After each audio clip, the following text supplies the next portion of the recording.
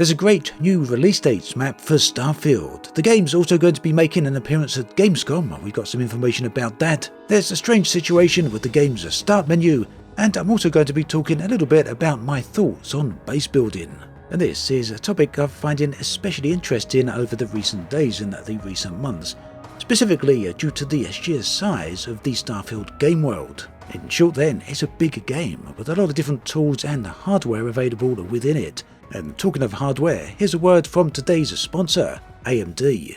Starfield, a universe vast, mysterious and waiting to be explored.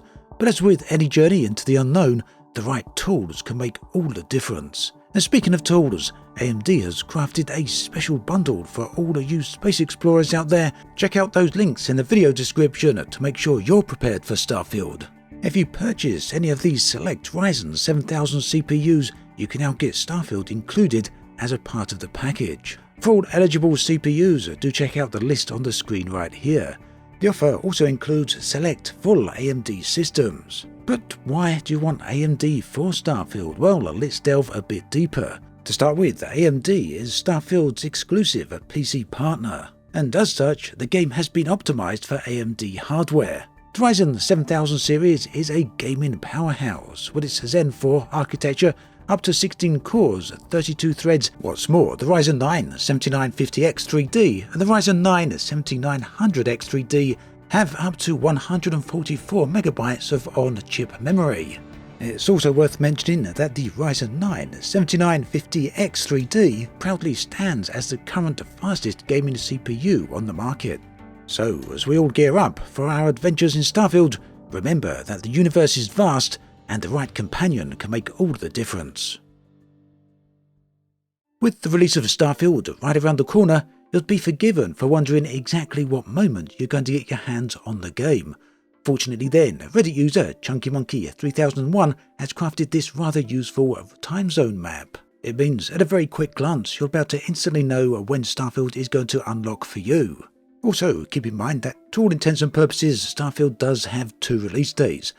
There's the 1st of September, which everyone who's purchased the Premium Edition will be gaining access to Starfield, and then the 6th of September, which is the actual release date, which is when everyone else, including those who have Game Pass access, will be getting into the game. Starfield has certainly been a long time coming at this point, and it feels like it as well. But now we're down to 10 days or so, maybe a little less depending on when you're watching this video, so it's certainly getting closer. Elsewhere in Starfield news, the game is going to be making an appearance at Gamescom. Now this is something we've known for a little while now. There is going to be a presentation for all attendees at Gamescom, assuming I guess if they got enough room in the presentation theatre or wherever they're showing that. But unfortunately the game is not going to be on the show floor, so people won't be able to get hands on with it there. That said, personally I'm hoping that Bethesda will release or reveal perhaps a few new additional details at Gamescom that we don't yet know about Starfield, and this will give us a few additional things to think about between now and release. Meanwhile, however, the YouTube channel for the Game Awards has released a new Gamescom opening night live trailer. This features Jeff Keighley's hype video, a bunch of different games in there, ranging from the new Mortal Kombat all the way to, yes, you guessed it, Starfield. Unfortunately, it doesn't feature any brand new footage just yet, but perhaps the implication here is that Starfield might have a new trailer during the Gamescom opening night. And this presentation is going to be live streamed over on the Game Awards YouTube channel and perhaps elsewhere, so that's tomorrow, Tuesday, the 22nd of August. Elsewhere on the internet, things with Starfield have taken a very strange turn, with a few people, or one person in specific, calling out Starfield for having a rather, low quality, shall we say, start screen. So the tweet comes from the former lead for the original World of Warcraft, producer for Diablo 2, StarCraft, and so on. This is a tweet generally that I would completely ignore and not even feature in this video if it had not been for a reply from Pete Hines, head of publishing from Bethesda and of course behind Starfield. So the tweet went on to say, the start screen of any game can reveal a lot about how rushed the team was and how much pride they took in their work. Starfield's start screen either shows hasty shipping deadlines by a passionate team overworked or a team that didn't care.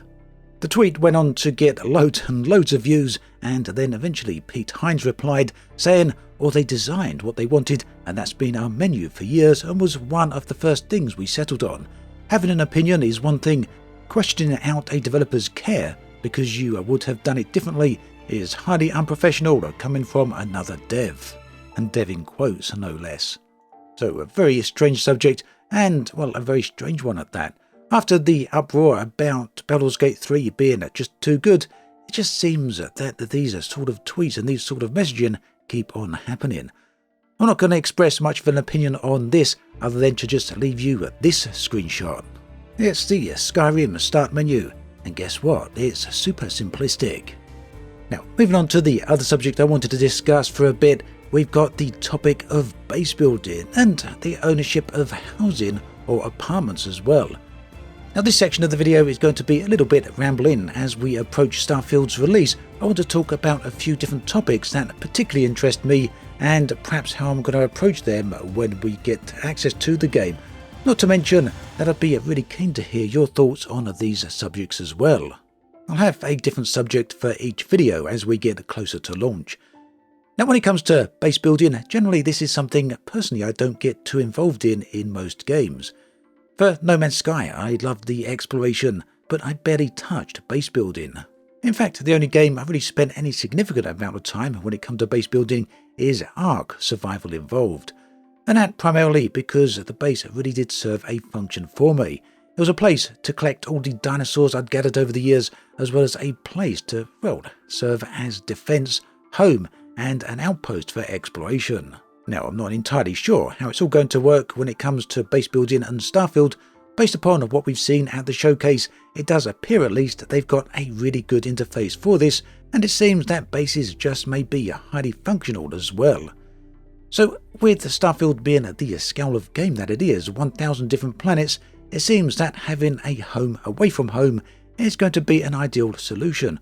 Although that said, I think the primary home, at least for me, is going to be my spaceship. That said, I would assume that spaceships can't do things such as mining and other resource gathering that is primarily done down on the surface of planets. We also know that bases are a location where research can be conducted for upgrades and all of that. So yes, whilst I'm assuming that the main home for me, the primary home, will be my spaceship, I can certainly see a secondary need for bases down on planets. Where this will be though will largely depend upon the nature of the game itself, and whether or not I need it for resource gathering or whether it becomes a central hub for my exploration activities. Now, initially I was going to think about having a base more towards the central core systems, near the solar system, maybe even in the solar system, perhaps on the moon if we can do that, or some other well-known planet. But it turns out that in the central systems, the capital cities and other such places, that we can actually purchase apartments. This then really did get me thinking about the sheer number of different places that within the game we could consider home. Whether it's our spaceship, one of many from a fleet, whether it's one of the many bases we can no doubt construct upon the planetary surfaces, or whether it's our apartments in the main central hubs in the cities. It's an interesting question and really does highlight the typical Bethesda approach of providing multiple options.